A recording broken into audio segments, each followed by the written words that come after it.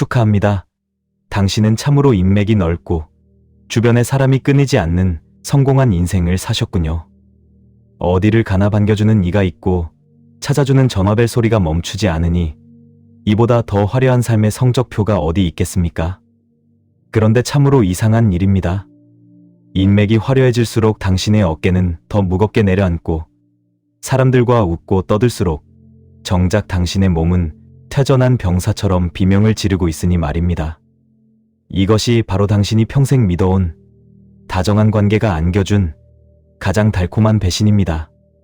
나이가 든다는 것은 마치 오래된 서재의 책장을 정리하는 일과도 같습니다. 처음에는 그저 새 책을 채워넣는 즐거움에 빠져 앞뒤 가리지 않고 세상의 온갖 목소리들을 당신의 삶 속으로 무분별하게 들여보내곤 했지요. 젊은 시절에 우리는 더 많은 사람을 알고 더 넓은 인맥의 그물을 짜는 것이 곧 삶의 풍요로움이자 훈장이라 굳게 믿었습니다.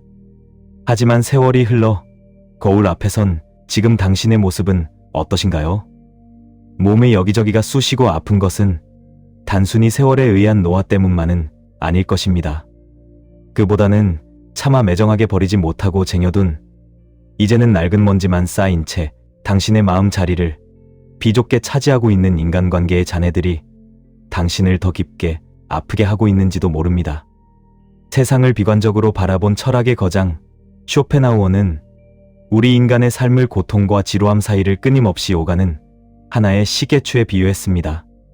그의 통찰에 따르면 우리가 타인과의 관계에 그토록 집착하는 이유는 우리 내면의 도살인 참을 수 없는 고독과 텅 빈 공허함을 견디지 못하기 때문입니다. 혼자 있는 시간을 견디지 못하는 인간은 잠시의 온기를 찾아 타인에게 다가가지만 그 가까워진 거리만큼 서로의 뾰족한 가시에 찔려 결국 더 큰 상처를 입게 된다고 그는 경고합니다. 당신이 지금 느끼는 그 원인 모를 무력감과 가슴 한구석의 답답함은 어쩌면 곁에 있는 사람들이 주는 위로보다 그들이 내뿜는 독소와 기대의 무게가 당신의 영혼을 짓누르고 있기 때문일 것입니다. 그런데 여기서 정말 중요한 사실이 하나 있습니다. 당신을 아프게 하는 주범은 사실 타인이 아니라 끝까지 좋은 사람이라는 가면을 벗지 못한 당신 자신의 욕심일지도 모른다는 점입니다. 쇼펜하우어는 우리가 타인의 시선이라는 감옥 안에서 평생을 죄수처럼 살고 있다고 진단했습니다. 나이가 들어서도 여전히 누군가에게 좋은 사람으로 남고 싶어하고 이미 유통기한이 지난 관계를 끊어내지 못해 전전긍긍하는 것은 결국 당신 자신을 돌보는 법을 잊었기 때문이라는 그의 지적은 참으로 뼈아픕니다. 여기에 프리드리히 니체의 강렬한 외침을 더해보면 문제의 답은 더욱 선명해집니다. 니체는 우리에게 자신의 삶을 진심으로 긍정하고 싶다면 때로는 그 고귀한 고독 속으로 스스로 걸어 들어가라고 권합니다. 남이 시키는 대로 무거운 짐을 지고 가는 낙타의 삶을 살 것인가? 아니면 자신의 의지로 삶의 주인이 되는 사자가 될 것인가?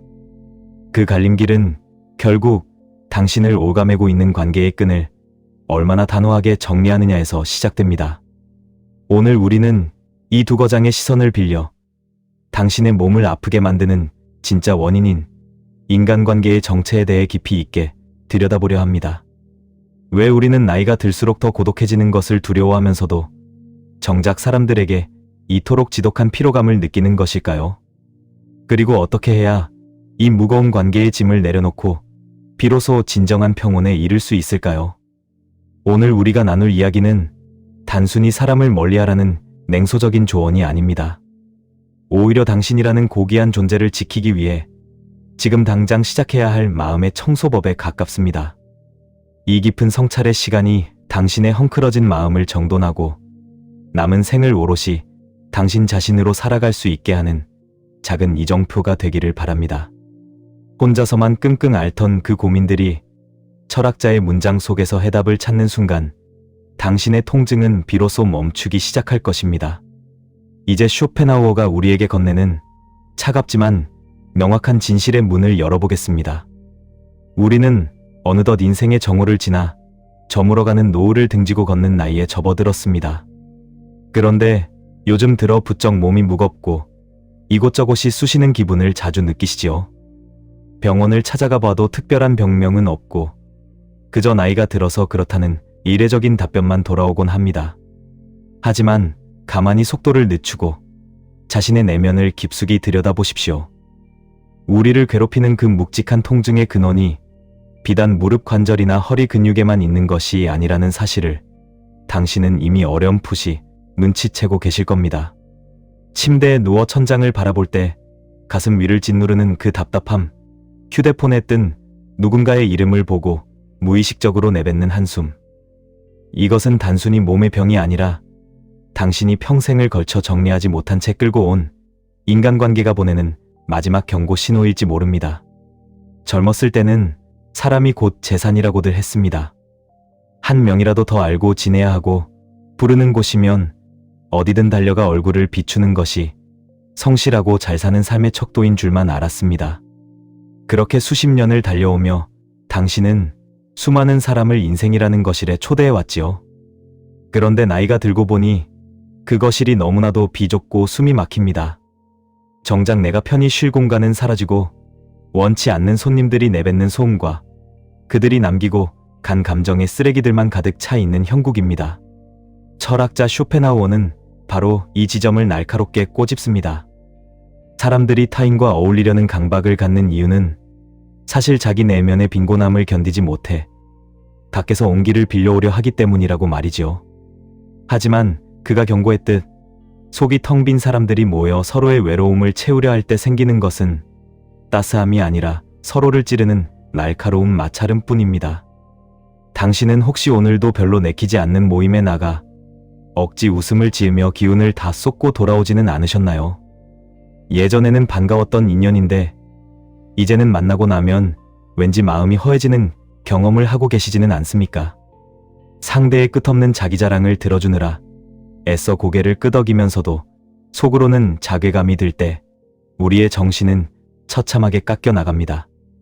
쇼펜하우어의 말처럼 인간은 본래 타인의 불행에서 위안을 얻고 타인의 행복에는 질투를 느끼는 존재이기도 하니까요. 그런 본성을 숨긴 채 겉으로만 화기애애한 관계를 유지하려 애쓰다 보니 당신의 면역력은 약해지고 마음의 병은 결국 신체적인 통증으로 터져나오게 된 것입니다. 그런데 여기서 우리가 꼭 마주해야 할 서늘한 진실이 있습니다. 당신이 지금 겪는 고통의 상당 부분은 사실 착한 사람이라는 그 무거운 가면을 차마 벗어던지지 못한 데서 시작되었다는 사실입니다. 오랫동안 알고 지낸 세월이 아까워서 혹은 이제 와서 관계를 정리하면 모진 사람이라는 소리를 들을까봐 참고 또 참아온 그 인내심이 이제는 당신의 몸을 해치는 독이 되었습니다. 쇼펜하우어는 인간관계를 추운 겨울날의 고슴도치들에 비유했습니다. 너무 멀어지면 춥고 너무 가까워지면 서로의 가시에 찔리게 된다는 것이지요. 당신이 지금 아픈 이유는 그동안 누군가와 너무 가까이 붙어 있었거나 상대의 가시를 온몸으로 다 받아내며 버텨왔기 때문입니다. 이제는 정말 정직해져야 할 시간입니다. 내 마음이 원치 않는 만남은 몸을 혹사하는 것보다 훨씬 더 해롭다는 사실을 받아들여야 합니다. 전화기가 울릴 때 느껴지는 그 미세한 불안함은 당신의 영혼이 보내는 간절한 구조 요청입니다. 이 사람은 나에게 독이 되고 있어. 이 관계는 이제 끝났어라고 말하는 내면의 목소리를 더 이상 무시하지 마십시오. 철학자 니체가 말했듯이 자기 자신을 넘어서는 고귀한 존재가 되기 위해서는 때로 주변을 단호하게 정리하는 용기가 필요합니다.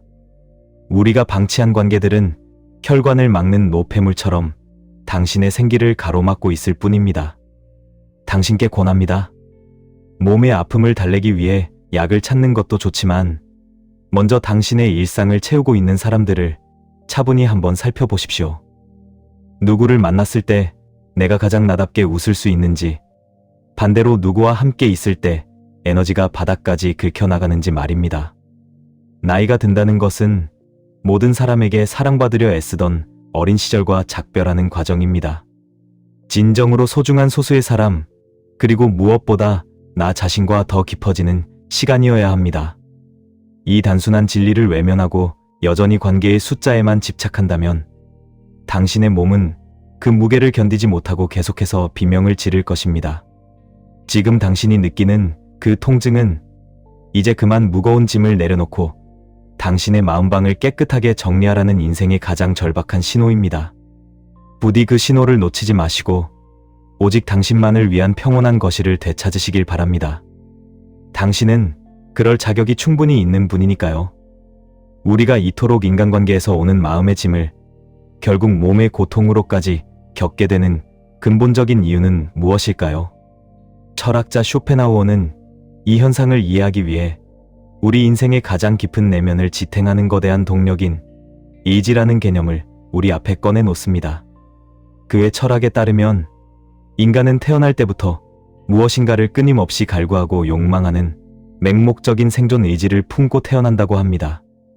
이 의지는 우리가 살아있게 만드는 뜨거운 힘이기도 하지만 동시에 우리를 끝없는 결핍과 갈증 속으로 몰아넣는 비극의 시작점이기도 하지요.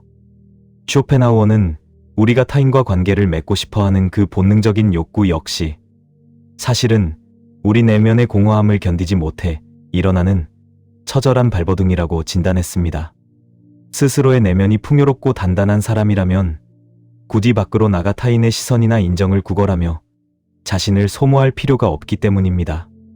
하지만 안타깝게도 참 많은 이들이 자신의 내면을 들여다보는 법을 배우지 못한 채로 텅 빈 속을 채우기 위해 끊임없이 타인이라는 거울을 찾아 헤맵니다. 그렇게 맺어진 관계들은 마치 밑 빠진 독에 물을 붓는 것과 같아서 잠시의 온기는 줄지언정 당신의 근본적인 고립감을 결코 해발해주지는 못합니다. 오히려 타인의 기대에 부응하려 억지로 애쓰고 상대의 변덕스러운 감정에 휘둘리며 당신의 소중한 에너지만 속절없이 낭비하게 될 뿐이지요. 쇼펜하우어의 시선으로 보면 당신이 나이가 들어 관계 때문에 몸까지 아픈 이유는 그동안 타인을 위해 당신의 의지를 너무나 오랫동안 억눌러 왔기 때문입니다. 사회라는 거대한 톱니바퀴 속에서 우리는 누군가의 부모로, 배우자로, 혹은 동료나 친구로 살아가며 그들이 원하는 모습에 자신을 억지로 끼워 맞추는 법을 익혔습니다. 이 과정에서 발생하는 마음의 마찰과 억압은 어디로 사라지지 않고 우리 잠재의식 속에 차곡차곡 쌓이게 됩니다. 쇼펜하우어는 신체란 곧 의지가 눈에 보이는 형태로 나타난 것이라고 말했습니다. 즉, 당신의 마음이 타인에 의해 억눌리고 상처받아 비명을 지르고 있다면 그것이 결국 근육의 긴장이나 소화불량 혹은 만성적인 피로와 같은 신체적 고통으로 번역되어 나타나는 것은 어찌 보면 당연한 결과인 셈입니다. 여기서 우리는 마르쿠스 아우렐리우스 같은 지혜로운 철학자들의 냉정한 조언을 잠시 떠올려 볼 필요가 있습니다. 그는 자신의 기록에서 이렇게 말했지요. 타인의 머릿속에서 무슨 일이 일어나는지 알지 못한다고 해서 불행해지는 사람은 없지만 자신의 영혼이 움직이는 방향을 살피지 않는 사람은 반드시 불행해진다고 말입니다. 그는 외부의 자극이나 타인의 무례함은 우리가 통제할 수 없는 영역이니 오직 자신의 이성을 지키고 평정심을 유지하는 데 집중하라고 권합니다. 타인이 당신을 어떻게 평가하든 그것은 당신의 본질을 훼손할 수 없다는 이 차분한 가르침은 관계의 풍랑 속에 있는 우리에게 잠시나마 안도감을 줍니다. 하지만 쇼펜하우어는 여기서 한 걸음 더 깊이 들어갑니다. 그저 마음을 다스리며 참아내는 것만으로는 인간의 본성을 완전히 구원해주지 못한다고 덧붙이죠. 인간은 오직 이성만으로 이루어진 존재가 아니라 요동치는 감정과 의지의 덩어리라는 점을 그는 잊지 않았습니다. 아무리 머리로는 타인의 말에 흔들리지 말자고 다짐해도 이미 가슴에 박힌 못은 여전히 아픈 법입니다. 그가 보기에 우리가 겪는 관계의 진통은 단순히 마음을 다스리지 못해서가 아니라 나를 갉아먹는 관계를 물리적으로 과감하게 떼어내지 못하는 우리의 나약함에서 비롯됩니다. 타인에 대한 미련과 고독에 대한 공포가 결합하여 우리를 해로운 관계라는 늪에 계속해서 붙들어 매고 있는 것이지요. 결국 우리가 정리하지 못한 관계들이 몸의 통증이 되는 이유는 그것들이 당신 영혼의 주권을 침해하고 있기 때문입니다. 내 인생의 주인으로서 내가 원하는 대로 생각하고 행동해야 하는데 주변 사람들의 눈치를 보고 그들의 감정 쓰레기통 역할을 자처하다 보니 당신 생명의 에너지가 흐름을 멈추고 고여버린 것입니다. 쇼펜하우어는 인간의 사교성을 도덕적인 결함이 아니라 일종의 지적인 빈곤으로 보았습니다. 혼자 있는 시간의 고귀한 가치를 모르는 사람들이 서로 엉겨붙어 괴로움을 나누는 것이 관계의 민낯이라는 그의 통찰은 참으로 서늘하기까지 합니다. 당신을 아프게 하는 그 사람은 어쩌면 당신이 평생을 바쳐 지켜온 가치나 당신만의 조용한 평화를 무너뜨리고 있을지도 모릅니다. 그런데도 우리는 예의를 지키기 위해 혹은 외톨이가 되지 않기 위해 그 침입을 묵묵히 견뎌왔습니다. 그 인내의 시간 동안 당신의 몸은 주인인 당신 대신 화를 내고 있었던 셈입니다. 우리가 이 구조적인 모순을 이해하지 못한 채 그저 약을 먹거나 휴식을 취하는 것만으로는 통증의 뿌리를 뽑을 수 없습니다. 원인은 명확합니다. 내 안의 의지가 타인의 지배를 거부하며 내지르는 비명이 바로 지금 당신의 통증입니다. 이제 우리는 이 고통의 매듭을 어떻게 풀어야 할지 진지하게 고민해야 합니다. 쇼펜하우어는 우리에게 세상을 아름답게 포장하라고 말하지 않습니다.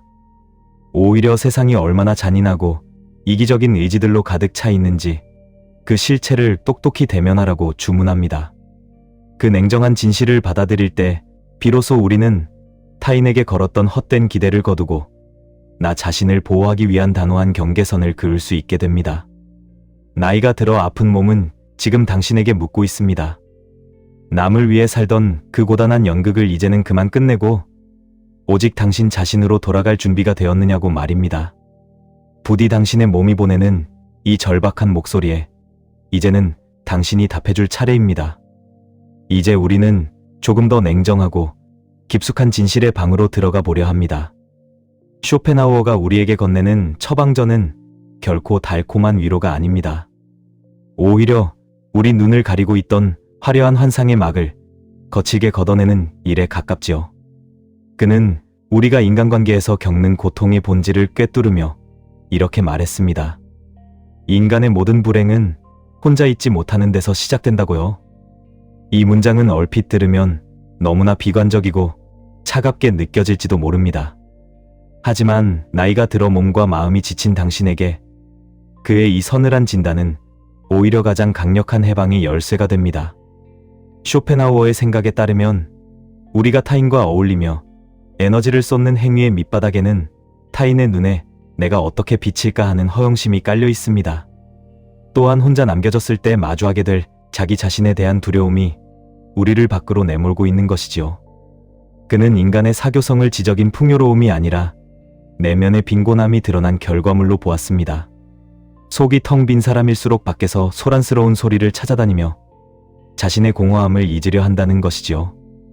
당신이 지금 관계 때문에 아픈 이유는 어쩌면 내면의 방을 아름답게 가꾸는 대신 타인이라는 낯선 이들이 내 방에 들어와 마음대로 가구를 옮기고 벽지를 훼손하는 것을 그저 허용했기 때문일지 모릅니다. 그는 인간관계를 마치 연극 무대와 같다고 설명했습니다.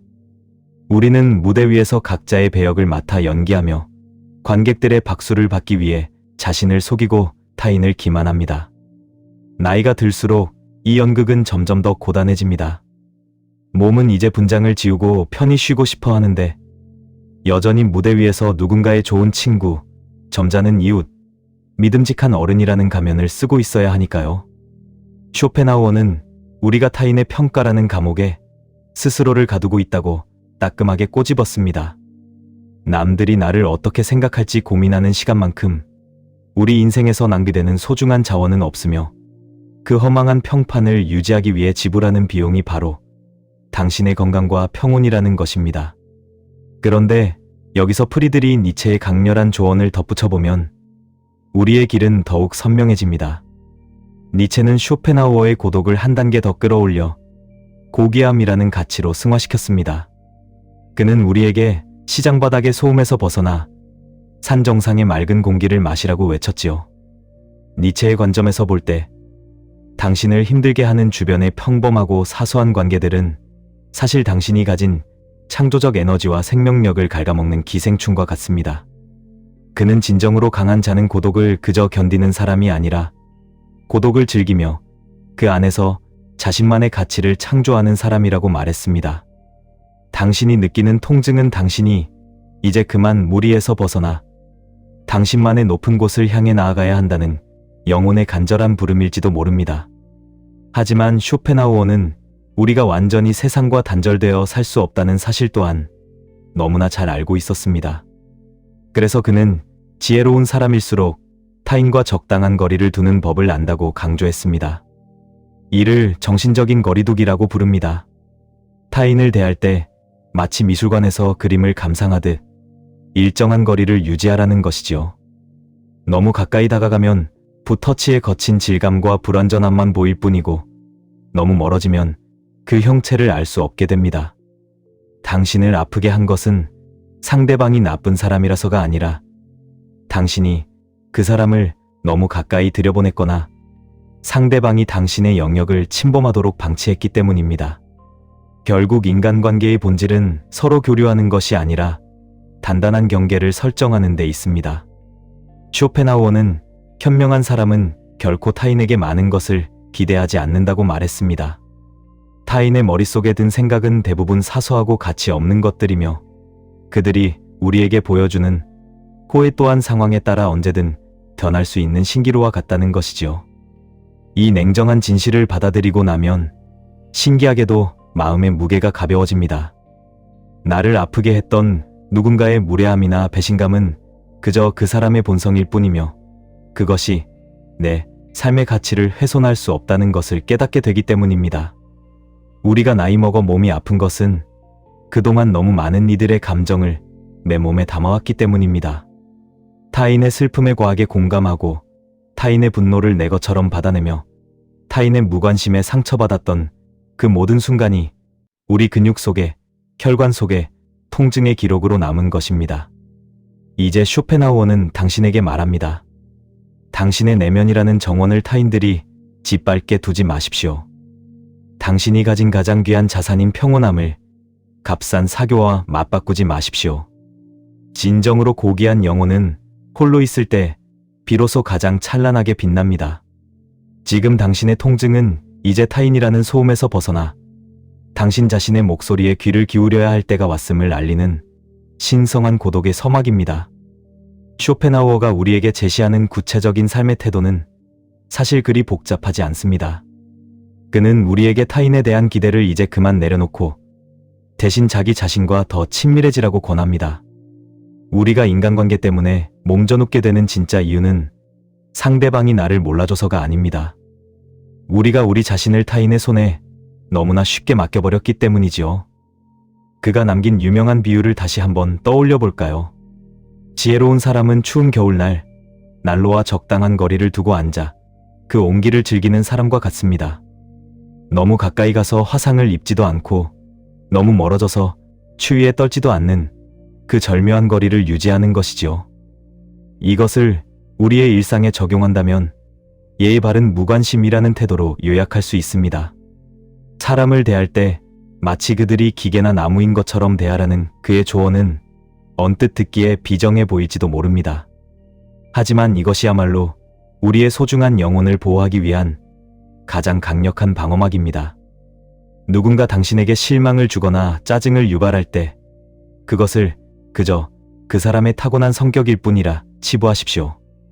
그 감정을 당신의 마음 안으로 깊숙이 들여보내지 않는 연습이 필요합니다. 쇼펜하우어는 우리가 타인의 어리석음을 고치려 드는 것만큼 미련한 일은 없다고 했습니다.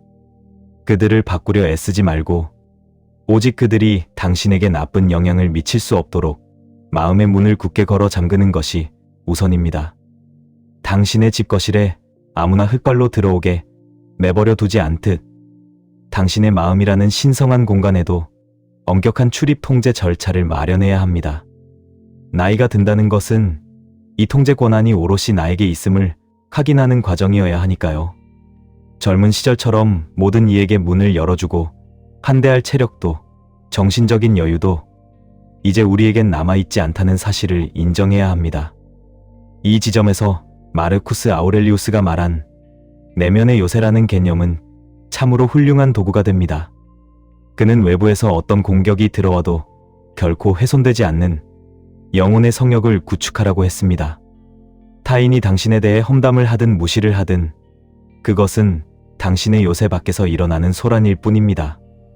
이런 태도는 당장의 분노를 가라앉히고 당신의 몸이 느끼는 긴장을 완화해 줍니다. 혈압을 올리고 근육을 굳게 만드는 것은 타인의 행동 그 자체가 아니라 그 행동에 의미를 부여하고 상처받기로 선택한 우리 자신의 반응이기 때문입니다. 외부의 자극과 나의 반응 사이에 아주 작은 틈을 만들어 보십시오. 그 틈이 바로 당신의 몸을 보호하는 치유의 공간이 됩니다. 하지만 쇼펜하우어는 여기서 한 걸음 더 나아가 그 요새 안을 과연 무엇으로 채울 것인가를 묻습니다. 요새가 텅 비어 있다면 우리는 다시 외로움에 떨며 밖으로 나가려 할 것이기 때문이지요. 그는 그 빈자리를 고상한 생각과 지적인 취미로 채우라고 조언합니다. 당신이 혼자 있는 시간을 견디지 못하고 자꾸 누군가를 찾는 이유는 당신 자신과 대화하는 법을 잊었기 때문입니다. 책을 읽고 음악을 듣고 자연을 산책하며 당신 내면의 목소리에 집중하는 시간을 늘려야 합니다. 니체가 말했듯 자신의 고독을 사랑하는 법을 배우는 것이야말로 진정한 주인으로 거듭나는 길입니다. 나이가 들어 신체적인 활동이 줄어드는 것은 이제 우리를 둘러싼 가짜 관계들을 솎아내고 가장 정교한 자신만의 세계를 구축하라는 우주의 신호입니다. 당신을 아프게 하는 그 사람과의 만남을 줄이는 것부터 시작하십시오. 안 된다고 말하는 것을 두려워하지 마십시오. 당신의 거절로 인해 멀어질 관계라면 그것은 애초에 당신에게 아무런 도움이 되지 않는 허상일 뿐입니다. 쇼펜하우어는 친구를 사귀는 것보다 중요한 것은 적을 만들지 않는 것이며 그보다 더 중요한 것은 홀로 있어도 충만한 상태를 유지하는 것이라고 강조하고 또 강조했습니다. 우리가 나이 들어 관계를 정리하지 못해 아픈 이유는 그 정리가 곧 무언가를 잃는 상실이라고 착각하기 때문입니다. 하지만 그것은 잃는 것이 아니라 불필요한 무게를 덜어내는 해방입니다. 정원사가 나무의 생명력을 지키기 위해 죽은 가지를 쳐내듯 우리도 삶의 생기를 되찾기 위해 이미 생명력을 다한 관계들을 과감히 솎아내야 합니다. 당신의 몸은 지금 당신에게 휴식을 권하고 있습니다. 그것은 단순히 잠을 자거나 누워 있으라는 뜻이 아닙니다. 타인의 시선에서 휴식하고 타인의 감정에서 은퇴하라는 뜻입니다. 우리가 남은 생애 동안 지켜야 할 가장 소중한 친구는 바로 자기 자신입니다. 쇼펜하우어의 말처럼 인간은 오직 혼자 있을 때만 온전히 자기 자신이 될 수 있습니다. 이 가르침을 일상에 적용하는 순간 당신의 어깨를 짓누르던 그 무거운 통증은 서서히 거치고 그 자리에 고요하고도 깊은 평온이 깃들게 될 것입니다. 관계를 정리한다는 것은 결코 사람을 미워하는 일이 아닙니다. 그것은 나를 아끼고 사랑하는 가장 적극적인 행동입니다. 우리가 서 있는 자리를 살짝 바꾸는 것만으로도 세상은 전혀 다른 풍경으로 우리에게 다가옵니다. 지금까지 당신은 인간관계라는 거대한 파도 한복판에서 그 거친 물결에 휩쓸리지 않으려 필사적으로 팔다리를 휘저으며 살아오셨을 겁니다. 누군가의 무심한 말 한마디에 가슴이 철렁 내려앉고 타인의 싸늘한 시선에 밤잠을 설치기도 하며 그들의 요구를 묵묵히 들어주느라 정작 당신의 영혼이 타들어가는 줄도 모르고 말이지요. 하지만 철학자 쇼펜하우어는 이제 당신에게 그 거친 파도에서 한 걸음 뒤로 물러나라고 말합니다. 저 높은 해안 절벽 위에서 바다를 차분히 내려다보는 지혜로운 관찰자가 되라고 권하는 것이지요. 우리가 겪어온 그 고통은 타인 그 자체가 아니라 우리가 그들을 대하는 마음의 위치가 너무나 가깝고 이태로웠기 때문이라는 사실을 이제는 꼭 이해해야 합니다. 쇼펜하우어의 시선으로 세상을 보면 타인은 우리 삶의 본질을 결정하는 주인이 아니라 그저 우리가 보고 느끼는 하나의 모습일 뿐입니다. 그는 우리가 마주하는 모든 사람이 각자의 눈먼 욕망과 살아가려는 의지에 따라 움직이는 하나의 자연현상과 같다고 보았습니다. 비가 내리고 바람이 부는 것을 우리가 마음대로 할 수 없듯이 타인의 이기심이나 무례함 역시 그들의 본성이 나타나는 아주 자연스러운 과정일 뿐이라는 것이지요. 비가 온다고 해서 하늘을 원망하며 병이 들지 않듯 타인의 행동을 그저 지나가는 구름처럼 바라보는 시선의 전환이 절실히 필요합니다. 우리가 그들에게 어떤 도덕적인 잣대를 들이대거나 변화를 기대하는 순간 고통은 다시 시작되겠지만 그들을 그저 그럴 수밖에 없는 이유를 가진 존재로 바라보는 순간 당신의 마음에는 기묘한 평온이 찾아옵니다. 여기서 우리는 로마의 황제이자 철학자였던 마르쿠스 아우렐리우스의 단단한 마음가짐을 떠올려 봅니다. 그는 타인의 잘못을 목격할 때마다 자신을 향해 이렇게 속삭였습니다. 저 사람이 저렇게 행동하는 것은 그가 그렇게 행동할 수밖에 없는 본성을 가졌기 때문이라고 말입니다. 그는 타인의 무지가 나에게 상처를 입히려면 내가 그 상처를 허락해야만 가능하다고 굳게 믿었습니다. 이러한 자세는 우리를 관계의 피해자가 아니라 품격 있는 관찰자로 한 단계 올려놓습니다. 타인의 말이라는 날카로운 화살이 당신 영혼의 성벽을 뚫지 못하도록 그 화살이 떨어지는 지점을 성벽 밖저 멀리로 옮겨두는 것입니다. 그러나 쇼펜하우어는 이러한 이성적인 거절마저도 인간에게는 참으로 고독하고 처절한 싸움임을 잊지 않았습니다.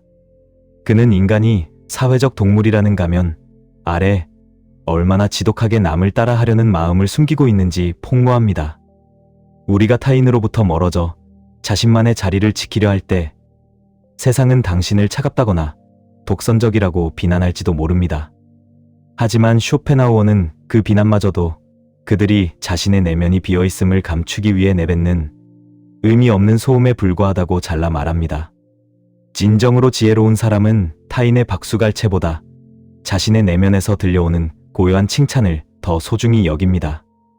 우리가 관계를 바라보는 기준을 타인의 만족이 아니라 오직 나의 평정심으로 옮겨올 때 비로소 당신 몸의 긴장은 스르르 풀리기 시작할 것입니다. 이것은 단순히 사람을 미워하거나 무시하는 태도가 아닙니다.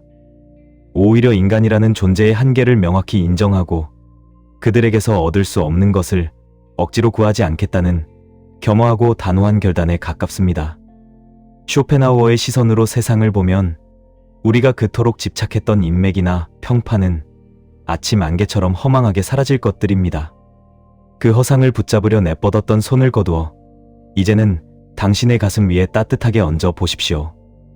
그동안 타인의 감정을 돌보느라 정작 주인인 당신에게 버림받았던 당신의 몸이 얼마나 외로워하고 있었는지 가만히 느껴보시길 바랍니다. 당신이 진정으로 서 있어야 할 곳은 타인의 마음속이 아니라 오직 당신 자신의 생각이 머무는 깊은 내면이어야 합니다. 결국 고통을 해결할 열쇠는 상대를 바꾸거나 관계를 개선하려는 노력에 있지 않습니다. 대신 그 관계가 내 삶에서 차지하는 비중과 거리를 완전히 다시 조정하는 데 있습니다. 쇼펜하우어는 우리에게 세상을 하나의 거대한 환상으로 보라고 조언했습니다. 그 환상 속에서 춤추는 타인들의 모습에 일희일비하기보다 그 무대를 가만히 지켜보는 관객석으로 자리를 옮기는 것. 그것이 나이가 들어가는 우리가 취해야 할 가장 우아하고도 건강한 태도입니다. 판단할 수 있는 넉넉한 거리를 확보하고 감정의 위치를 나 자신에게로 온전히 되돌려 놓으십시오. 그럴 때 당신을 괴롭히던 그 지독한 관계의 통증은 비로소 그 형체를 잃고 안개처럼 사라지게 될 것입니다. 이제 우리는 긴 설명의 시간을 지나 하나의 선택지 앞에 멈춰섰습니다. 쇼펜하우어의 차가운 통찰과 니체의 뜨거운 외침, 그리고 아우렐리우스의 단단한 평정심이 우리에게 보여준 것은 결국 한 가지 사실로 모입니다. 당신의 몸을 아프게 하는 그 무거운 관계들을 계속 짊어지고 갈 것인지, 아니면 그 짐을 내려놓고 조금은 쓸쓸하더라도 가벼운 고독의 길을 선택할 것인지에 대한 물음이지요. 저는 이제 당신에게 어떤 길을 가라고 명령하지 않을 것입니다. 다만 그들이 남긴 지혜의 등불을 빌려 두 갈래 길 끝에 무엇이 기다리고 있는지를 조용히 비추어 드리려 합니다. 한쪽 길에는 우리가 그동안 익숙하게 머물렀던 풍경이 있습니다. 여전히 울려대는 휴대폰 소리에 가슴이 철렁하면서도 예의를 차려 답장을 보내야 하는 날들입니다. 나를 존중하지 않는 사람의 비위를 맞추느라 입술을 깨물고 원치 않는 모임에 나가 억지 웃음을 짓는 그런 일상이죠. 쇼펜하우어의 관점에서 이 길을 계속 걷는다는 것은 자신의 소중한 생명 에너지를 타인이라는 거대한 구멍 속에 끊임없이 던져넣는 행위와 같습니다. 세월이 흐를수록 그 무게는 당신의 어깨를 더 강하게 짓누를 것이며 마음에서 시작된 병은 결국 몸의 구석구석을 통증으로 물들일 것입니다. 좋은 사람이라는 허울 좋은 칭찬을 얻는 대가로 당신의 건강과 평온을 지불하는 선택. 그는 이것을 인간이 저지를 수 있는 가장 슬픈 어리석음이라 말했습니다. 그런데 다른 한쪽에는 조금은 낯설고 고요한 길이 있습니다. 그것은 불필요한 인연의 가지를 과감히 쳐내고 오직 내면의 정원을 가꾸는 사람만이 걷는 길입니다. 니체가 찬양했던 그 고귀한 고독이 흐르는 이 길 위에서 당신은 더 이상 누군가의 비위를 맞추기 위해 가면을 쓸 필요가 없습니다. 물론 처음에는 곁에 아무도 없다는 사실이 조금 서늘하게 느껴질지도 모릅니다. 하지만 쇼펜하우어는 바로 그 서늘함이야말로 당신의 몸과 영혼이 치유되기 시작했다는 분명한 증거라고 말합니다. 타인의 소음이 사라진 자리에 비로소 당신 자신의 숨소리가 들리기 시작하고 잔뜩 굳어있던 근육들이 이완되며 오랫동안 당신을 괴롭혔던 원인 모를 통증들이 서서히 그 힘을 잃게 될 것입니다. 그의 철학에 따르면 우리는 이제 선택해야 합니다. 타인에게 사랑받기 위해 자신을 파괴할 것인지 아니면 타인에게 조금 미움받더라도 나 자신을 온전히 지켜낼 것인지 말입니다. 전자는 몸의 통증을 훈장처럼 달고 사는 고단한 삶으로 이어지고 후자는 고독하지만 누구에게도 침범받지 않는 평화로운 생으로 이어집니다. 쇼펜하우어는 우리에게 세상을 아름답게 보라고 강요하지 않았습니다.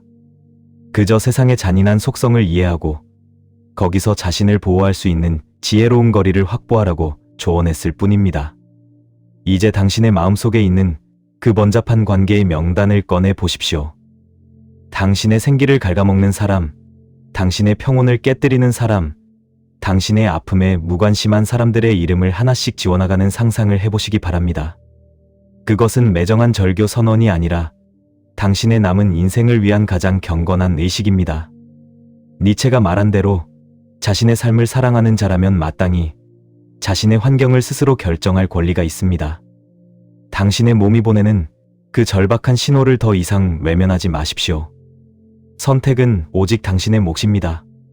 타인의 기대라는 감옥에서 평생을 보낼 것인지 아니면 그 감옥의 문을 열고 차갑지만 맑은 공기가 흐르는 고독의 광장으로 나갈 것인지 말입니다.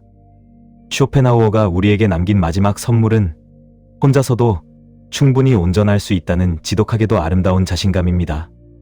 그 자신감을 품고 당신의 관계를 재편하는 순간 당신을 괴롭히던 통증은 비로소 마법처럼 사라지고 그 자리에 깊고 푸른 평온이 깃들게 될 것입니다.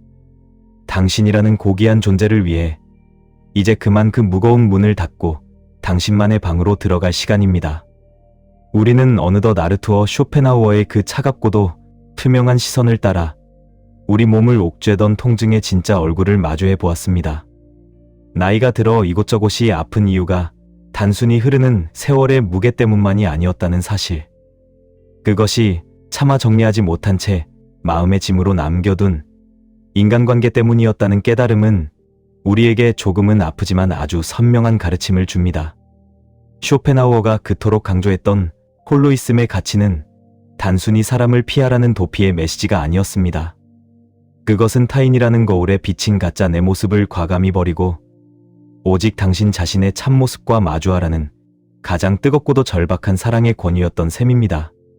그는 인간이 타인의 눈치를 보느라 그 귀한 생명력을 낭비하는 것을 세상에서 가장 안타까워했습니다. 우리가 타인에게 인정받으려 애쓰고 무례한 이들에게조차 예의를 지키려 노력하며 쌓아온 그 수많은 참음의 시간들이 결국 당신 몸의 근육을 굳게 만들고 혈관을 좁게 만들었던 것이지요. 철학자 니체가 말했듯이 자기 자신을 이겨내는 사람만이 진정한 평온에 이를 수 있습니다. 이제 당신은 타인의 기대를 짊어지고 묵묵히 걷던 낙타의 삶에서 벗어나야 합니다. 자신의 의지로 관계의 숲을 정리하는 용맹한 사자가 되어야 할 때입니다. 그 관계의 정리는 결코 차가운 거절이 아닙니다. 남은 생을 오롯이 당신답게 살아가겠다는 세상에서 가장 성스러운 약속이자 다짐과도 같은 것입니다. 그런데 여기서 우리가 꼭 기억해야 할 사실이 하나 있습니다. 고독이라는 것, 즉 홀로 있는 시간은 외로움이나 쓸쓸함과는 전혀 다른 것입니다. 쇼펜하우어의 말처럼 인간은 홀로 있을 때 비로소 가장 자유롭고 온전한 주인이 됩니다. 이 자유를 결코 두려워하지 마십시오. 고독은 당신의 영혼이 비로소 안식을 찾는 가장 고요하고도 풍요로운 축제의 시간이기 때문입니다. 지금 당신의 몸이 보내는 그 묵직한 통증은 이제 그만 타인의 무대에서 내려와 당신만의 평온한 방으로 돌아오라는 몸의 다정한 부름입니다. 그 부름에 기쁘게 응답하여 불필요한 인연들을 하나씩 내려놓을 때 당신의 몸과 마음에는 비로소 향기로운 평화가 깃들게 될 것입니다. 오늘 우리가 함께 나눈 이 이야기들이 당신의 지친 어깨를 조금이라도 가볍게 해드렸기를 진심으로 바랍니다. 거장들이 남긴 지혜의 목소리가 일상의 소음 속에서 당신을 지켜주는 든든한 방패가 되어줄 것입니다. 이런 깊은 생각의 시간을 통해 삶의 진정한 주권을 되찾고 싶으시다면 앞으로도 우리가 나누는 이 지혜의 길을 함께 걸어보시는 것은 어떨까요? 혼자만 간직하기엔 너무나 고귀한 이 철학적인 위로가 당신의 남은 여정을 조금 더 가볍게 만들어줄 수 있기를 바랍니다. 당신의 남은 삶이 타인의 시선에서 완전히 해방되어 오직 당신 자신의 빛으로만 찬란하게 빛나기를 간절히 응원합니다. 홀로 있음을 사랑하고 그 안에서 진정한 자신을 만나는 기쁨을 마음껏 누리시길 바랍니다.